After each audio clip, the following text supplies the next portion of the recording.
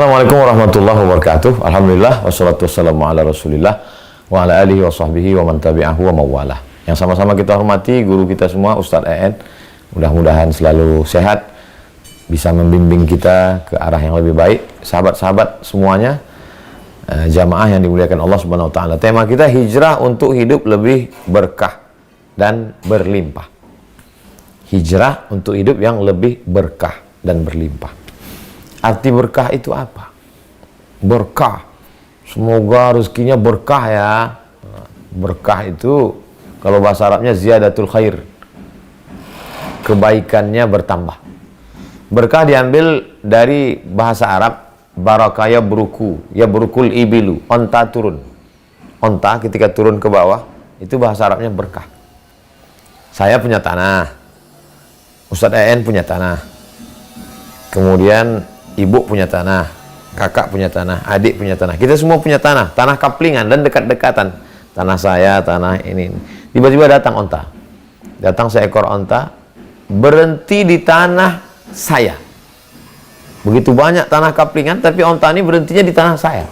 Onta liar berhenti di tanah saya, otomatis jadi milik saya. Maka dikatakan, tanah kamu berkah ya. Kenapa? Ada ontanya.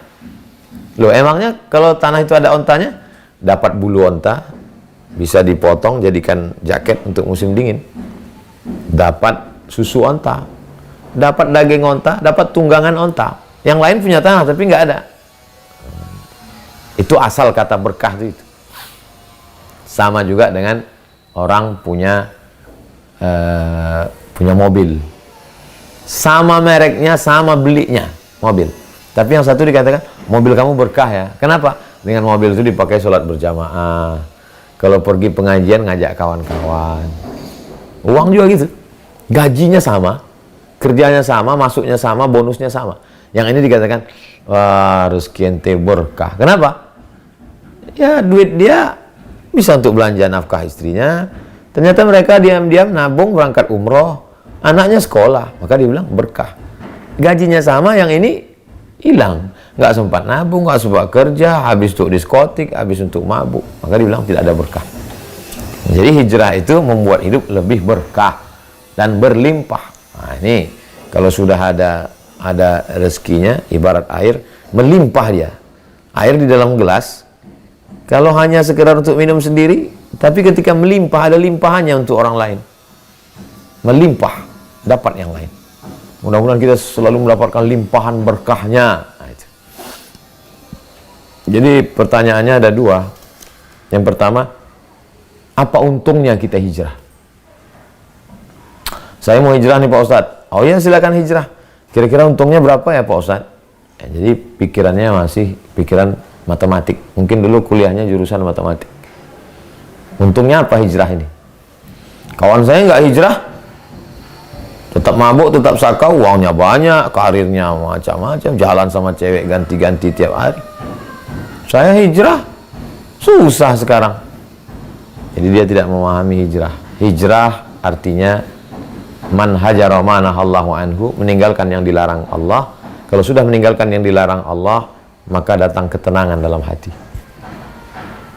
Walladzi anzala sakinata fi qulubil mu'min, Allah menurunkan ketenangan. Jadi saya ketemu dengan mu'alaf masuk Islam, kaya sekali. Ustaz Somad ini orang ini dulu rumahnya, mobilnya. Terus saya tanya, jadi waktu masuk Islam, ya saya tinggal Pak Ustadz.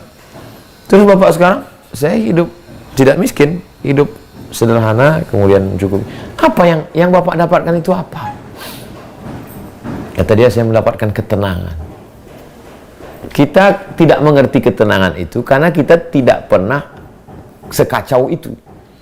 Jadi bagi orang yang hidupnya dari awal lurus-lurus aja, tidak pernah sekacau itu, orang yang tidak pernah mengalami macetnya Jakarta, lalu kemudian ketika datang ke Pekanbaru, ya biasa aja, karena dia memang orang Riau. Atau dia pergi ke Pontianak, ya biasa aja. Tapi orang Jakarta yang pernah kena macet, berangkat pagi, pulang sore, sampai rumah jam 10 malam, begitu sampai, enak sekali di sini ya. Nah, begitu lebih kurang. Ketenangan itu dirasakan oleh yang orang hidupnya pernah kacau balau. Oh, dulu kacau balau Pak Ustadz, rasa dikejar-kejar setan, nggak tenang, jam 2 malam nggak bisa tidur. Saya dulu Pak Ustadz sebelum hijrah, jam 2 malam nggak bisa tidur. Saya pernah 2 hari nggak tidur Pak Ustadz, kata jamaah. Setelah ikut pengajian Ustadz, alhamdulillah, Ustadz sedang ceramah pun saya tidur. Saking tenangnya itu Pak, itu nggak betul juga, bukan segitunya juga. Nah, artinya apa yang kita dapatkan? Ada ketenangan batin. Ala bidzikrillah, dengan banyak berzikir mengingat Allah, tatmainnul qulub, hati menjadi tenang. Tenangnya itu karena Allah. Ada juga orang yang tenang karena dengar lagu dangdut. Ada juga orang yang tenang karena pakai sabu narkoba.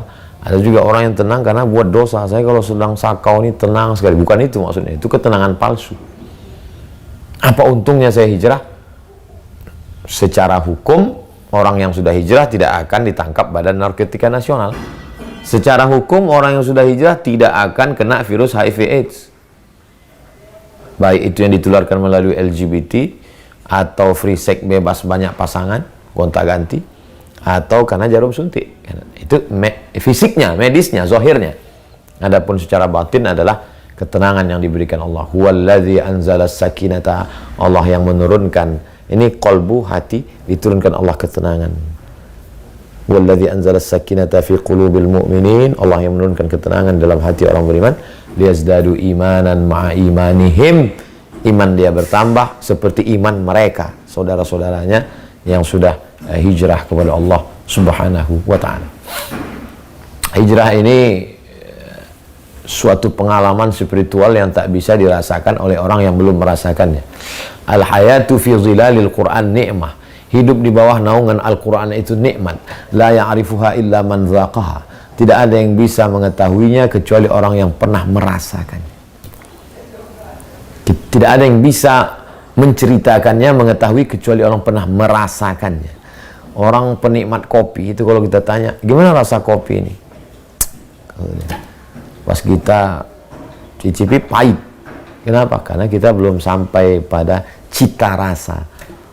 Ada penikmat teh, ada penikmat kopi, ada penikmat jamu, ada penikmat nira. Saya ketemu dengan orang-orang yang berpengalaman tentang penikmat-penikmat kuliner, makanan. Begitu juga dengan hijrah. Bagaimana orang yang sebelum hijrah itu hidupnya dikejar-kejar setan, mengerikan, ketakutan, trauma, nggak tenang, merasa dihantui. Setelah hijrah dia tenang. Jadi perlu juga kita membaca biografi orang-orang yang taubat, orang-orang yang hijrah, orang-orang yang mu'alaf baru masuk Islam. Saya termasuk orang yang suka baca biografi. Ada kumpulan biografi mu'alaf, ada kumpulan biografi artis hijrah, ada kumpulan tulisan tentang orang-orang yang menemukan kebenaran. Ternyata sebelum itu sangat kacau balau, tapi setelah hijrah dia menemukan sesuatu yang luar biasa. Berikutnya adalah apa step-stepnya, langkah-langkahnya itu apa? Langkah yang pertama, menemukan titik balik. Titik balik ini yang, jadi kalau Ustadz Abdul Somad Tabligh Akbar, kenapa di tanah lapang? Kenapa nggak di masjid? Kalau di masjid itu nggak muat, alasannya begitu. Sebenarnya bukan itu. Banyak orang yang belum mau ke masjid. Dia naik motor nih, naik motor, macet. Karena Tabligh Akbarnya di tanah lapang, berhenti. Pas lagi macet itu, ustadznya ceramah, dia sebetulnya sedang marah waktu itu. Apa ini gara-gara ini macet? Pas sonnya ngarah ke dia. Andai kau mati malam ini, dan saat kau mati, semuanya tinggal. Habis itu, kalimat itu yang terngiang. Dia tidak ikut Tabligh Akbar 1 jam. Kalimat itu yang terngiang di telinganya. Andai kau mati malam ini, dan kau mati semuanya tinggal. Apa yang akan kau bawa? Apa persiapanmu menghadap Allah? Itu menjadi titik balik dia. Jadi yang pertama, temukan titik balik. Jadi bagi adik-adik, sahabat-sahabat yang sudah menemukan titik balik, kawan-kawan kita yang belum menemukan titik balik, pertemukan mereka dengan titik balik. Seorang bapak-bapak, saya datang ke rumahnya, acara tausiah, makan. Saya dulu Pak Ustadz orangnya, nggak sholat, selingkuh, buat haram. Terus gimana Bapak menemukan titik balik? Istri saya, dia orangnya suka pengajian. Dia nggak pernah marah-marah. Suatu malam dia ngomong, kalau papa nanti nggak ada gimana ya? Terngiang terus di telinga saya Pak Ustadz, kalau papa nanti nggak ada gimana ya? Kalau papa nggak ada gimana ya? Menjadi titik balik dia untuk taubat kepada Allah SWT. Ada orang menemukan titik baliknya karena ibunya. Saya ini pecandu narkoba Pak Ustadz, ibu saya pergi umroh, habis itu dia pulang bawa jerigen air zam-zam.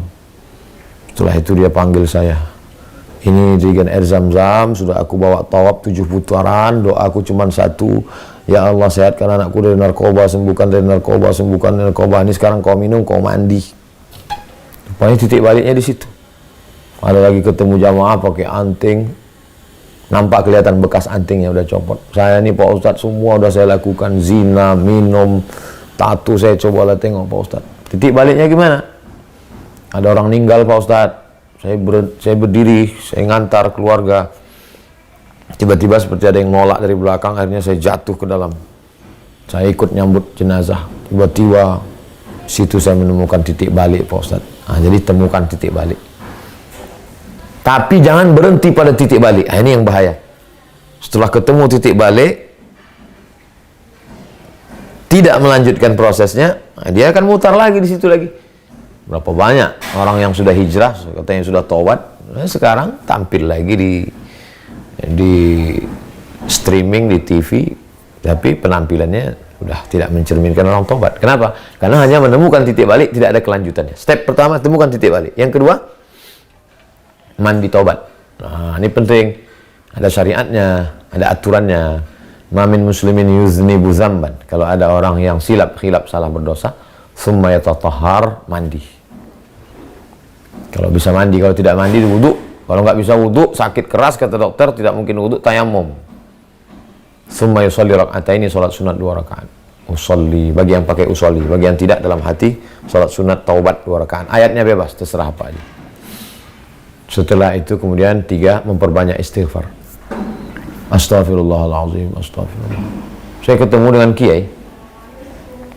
Kiai ini setiap beberapa ini sekali astaghfirullahaladzim. Jadi Pak Kiai kami ini astaghfirullahaladzim. Rupanya amalannya istighfar. Man lazimal istighfar, siapa yang memperbanyak istighfar, ja'alallahu lahu min kulli dhiqin makhraja. Segala kesempitannya diberikan kelapangan. Wa min kulli hammin faraja, segala kesusahannya diberikan kemudahan. Wa razaqahu min haitsu la yahtasib, diberi Allah rezeki dari jalan yang tak disangka-sangka. Banyak istighfar. Astaghfirullahaladzim, astaghfirullahaladzim, astaghfirullahaladzim. Nabi Muhammad itu beristighfarnya mi'ata marrah, 100 kali. Fil yaumi wal lailah, sehari semalam 100 kali.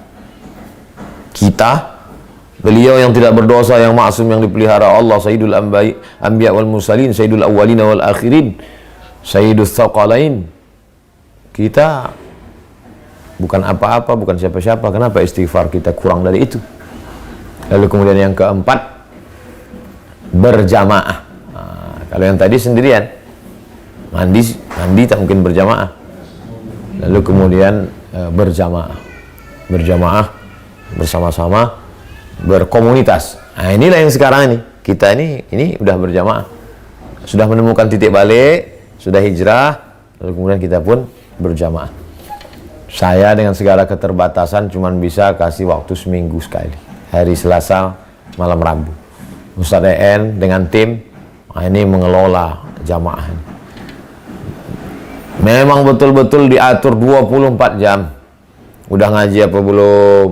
Gimana sholat tahajudnya, gimana sholat subuh berjamaahnya, gimana sholat sunat isyraqnya, gimana zikir paginya, gimana sholat duhanya, gimana sholat zuhurnya di masjid atau di rumah, qabliyah ba'diyahnya, sholat asarnya, kajian sorenya, bagaimana dengan bacaan Qur'annya, bagaimana dengan sholat maghribnya di rumah apa di masjid, apakah sudah zikir atau belum, bagaimana sholat isyaknya, tidurnya jam berapa, nonton apa, dengan siapa, di mana. Memang betul-betul waskat, pengawasan melekat. Nah, kalau tidak begitu, kita kecolongan. Mesti ada kontrol yang betul-betul mengawasi kita. Orang-orang yang tidak ada diawasi hidupnya itu sebetulnya ada kerinduan yang luar biasa. Bebas lepas kandang, seperti kuda liar, tak ada pengawasan. Maka bersyukurlah kalau masih punya mentor, punya macam-macam istilahnya. Kalau dalam dunia tarekat, mursyid, ada lagi murabbi, ada lagi musyrif, ada lagi supervisor, ada lagi mentor. Apapun itu adalah orang-orang, kalau bahasa Minangkabaunya, ditinggikan seranting, didulukan selangkah. Ibarat kita berjalan, dia lebih dulu selangkah. Tapi bukan karena kita menyembah manusia, karena ilmunya, karena istiqomahnya, karena dia guru kita. Walaupun mungkin umur kita sebaya, atau mungkin adik kita, tapi dia mungkin lebih baik dari kita. Ya nggak apa-apa. Nah, dalam ilmu hadis pun ada riwayatul asagir, riwayatul akabir anil asagir. Riwayat ulama besar dari ulama yang kecil. Karena kebenaran itu tidak klaim milik orang tertentu, suku tertentu, usia tertentu. Boleh jadi kita lebih umurnya, dia lebih ilmunya. Boleh jadi kita lebih usianya, dia lebih akhlaknya. Kita ambil dia sebagai pelajaran. Ini tentang step-stepnya. Jadi, temukan titik balik, bersuci, mandi, wudhu, tayamum, sholat sunat taubat, memperbanyak istighfar, berjamaah. Lalu kemudian buahnya adalah istiqomah, dan puncaknya husnul khatimah. Kalau orang sudah berjamaah, insya Allah istiqomah. Kalau sudah istiqomah, pasti husnul khatimah. Karena orang yang istiqomah itu janji Allah, innal ladzina qalu rabbuna Allah, orang yang mengatakan Rabbku Allah, tsumma istaqamu, dia istiqomah, tatanazzalu alaihimul malaikah, turun malaikat. Waktu dia mau mati, susah sakaratul maut, turun malaikat. Apa kata malaikat? Allah takhafu, jangan kau takut. Wala tahzanu, jangan kau sedih. Karena orang yang mau mati itu takut sakaratul maut, takut azab mungkar nakir, takut azab kubur, takut titian siratal mustaqim, takut neraka. Allah takhafu, jangan kau takut. Wala tahzanu, jangan sedih. Galau, sedih, meninggalkan anak, meninggalkan istri, meninggalkan harta, meninggalkan semuanya. Jangan sedih. Wa absyiru bil jannati allati kuntum tu'adun, berbahagialah karena kau mendapatkan surga yang dijanjikan Allah Subhanahu wa taala. Mudah-mudahan kita mendapatkan itu insyaallah. Amin ya rabbal alamin. Kita lanjutkan beberapa pertanyaan dari sahabat-sahabat. Pertama dari Ibu Lisa Boru Nasution dari Riau. Ustadz, saya ingin tanya, saya ingin sekali hijrah. Apa benar jika sholat taubat dilakukan rutin setiap hari sebelum tidur, lebih baik mengerjakan sholat sunat taubat sebelum tidur atau di sepertiga malam berbarengan dengan sholat tahajud? Sholat sunat taubat tidak ada waktunya, pagi, petang, siang, malam. Sholat sunat taubat boleh dilaksanakan sebelum tidur ataupun setelah tidur. Beda dengan duha, pagi. Beda dengan isyraq, mesti setelah terbit matahari, setelah syuruk. Beda dengan sholat sunat tahajud, mesti tidur dulu. Kalau sholat sunat taubat bisa kapan aja. Boleh nggak sholat sunat taubat pagi, sholat sunat taubat siang, sholat sunat taubat malam? Boleh. Namin muslimin yuznibu dzamban, ada orang yang berdosa, tsumma yatatahhar, kemudian dia mandi, tsumma yusalli rak'ataini, sholat sunat 2 rakaat. Sholat sunat taubat. Illa ghafarallahu lah, Allah ampunkan dosanya. Tapi kalau mau tanya, mana yang lebih khusyuk, mana yang lebih baik? Sebelum tidur atau pas dengan tahajud? Pas tengah malam. Karena waktu yang paling afdal adalah sulusul lail, sepertiga malam. Waktu yang paling utama adalah tengah malam. Nilai jihadnya lebih kuat karena dia melawan kantuknya, melawan tidurnya. Nah, jadi kalau pilihannya ada begitu. Tapi kalau khawatir nanti malam terlalu berat, cukupnya hanya tahajud aja, ya sebelum tidur. Tapi kalau kuat, setelah. Kalau Ustaz sendiri, saya sholat sunat taubatnya setelah tidur malam. Jadi malam yang pertama kali urutannya sholat sunat wudhu. Habis sholat sunat wudhu baru sholat sunat taubat. Habis itu baru sholat sunat tahajud. Habis itu baru sholat sunat hajat. Hajat-hajat itu dimintakan setelah kita beribadah. Habis itu ditutup dengan sholat sunat witir. Nah, begitu. Berikutnya Norma Napili Nurian, Bekasi. Assalamualaikum Ustaz. Waalaikumsalam warahmatullahi wabarakatuh. Mohon izin bertanya, saya sedang belajar memperdalam Islam dan hijrah pelan-pelan. Tapi terkadang saya masih suka malu dengan lingkungan saya. Misalnya saya mau ngaji Quran, kalau lagi sepi saya pede dengan suara. Tapi kalau lagi ada orang di rumah saya malu. Yang kedua, misalnya saya kalau lagi ke warung biasa pakai jilbab. Ketika saya coba ke warung pakai jilbab, saya nggak percaya diri karena suka dilihatin tetangga. Berarti kita masih terpengaruh dengan pandangan manusia. Sementara pandangan manusia ini tidak akan ada baiknya. Kita ngaji sudah betul, kata orang suaranya belum bagus. Kita ngaji suaranya udah bagus, katanya nggak pakai lagu. Kita ngaji udah pakai lagu, katanya udah pakai lagu tapi belum juara MTQ. Jadi kalau diikut manusia ini nggak ada baiknya kita ini. Wa in tuti aktsara man fil ardi yudilluka an sabilillah. Kalau kau ikuti kebanyakan orang, mereka hanya menyesatkanmu dari jalan Allah. Jadi kalau kebetulan kita lagi ngaji bareng, sampaikan sebelumnya, maaf ya kakak-kakak, saya ini baru belajar ngaji nih, banyak salahnya. A'udzubillahi minasyaitonirrajim. Bismillahirrahmanirrahim. Yasin wal Qur'anil Hakim. Innaka laminal mursalin. Atau tadarus bersama. Kemudian pakai hijab. Ya pakai aja. Karena kita tidak berpikiran penilaian manusia, kita sedang diawasi Allah. Inna alaikum lahafizin. Bersama kamu ada malaikat kiraman katibin, malaikat mulia dan mencatat segala amal. Inna rabbaka labil mirsad. Allah selalu mengawasi kamu. La ta'khudhuhu sinatun wala naum. Allah tidak mengantuk, Allah tidak tidur. Nah, jadi memang jangan terlalu mementingkan pandangan manusia. Benar menurut Allah, benar menurut Rasulullah, benar menurut ulama, laksanakan. Manusia ini ridwan nas ayatun la tudrak. Keinginan manusia sesuatu yang tidak akan mungkin didapatkan. Kalau saya mikirkan omongan orang mungkin nggak tausiah. Nanti kalau tausiah suara saya menggelegar, suara Ustadz nyelekit. Kalau saya terus suaranya slow, masa ceramahnya terlalu slow? Saya tidak pernah saya pikirkan itu. Lalu selanjutnya adalah bapak atau abang Mar atau ibu Bekasi. Ustadz izin tanya, bagaimana cara motivasi diri agar tetap istiqomah berhijrah? Lalu bagaimana tanggapan Ustadz tentang seorang perempuan yang mau belajar hijrah, namun awal mula hijrahnya hanya suka mendengarkan beberapa penceramah muda. Bahkan tak jarang seringkali dibuat gagal fokus oleh wajah si penceramah mudanya.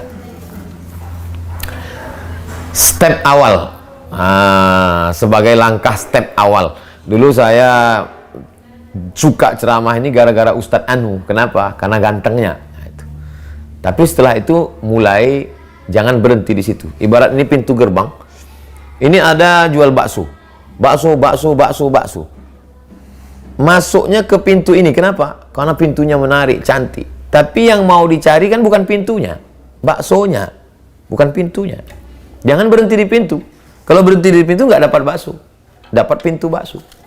Jadi masuk ke dalam. Untuk tahap awal. Saya dulu awalnya suka pengajian nih sama dia. Itu untuk tahap awal. Jadi teruskan ke dalam, teruskan ngaji. Jangan berhenti, jangan tinggalkan itu semua. Lalu cari, yang penting saya mau ngaji. Yang mau dikaji ini paling enggak 3. Yang pertama akidah, yang kedua fikih, yang ketiga akhlak. Akidah, fikih, akhlak. Ini ramuan dari satu hadis, yaitu iman, akidah, fikih, Islam, ketiga akhlak, itu ihsan. Bagaimana supaya kita ini istiqomah? Ya berjamaah. Kalau berjamaah pasti istiqomah. Karena dengan berjamaah kita dikontrol. Ya jamaah kita ini dengan Ustaz Somad sepekan sekali. Tapi dengan Ustaz EN, dengan tim ada kontrolnya. Ada yang mengganggu pikiran, ada tempat bertanya.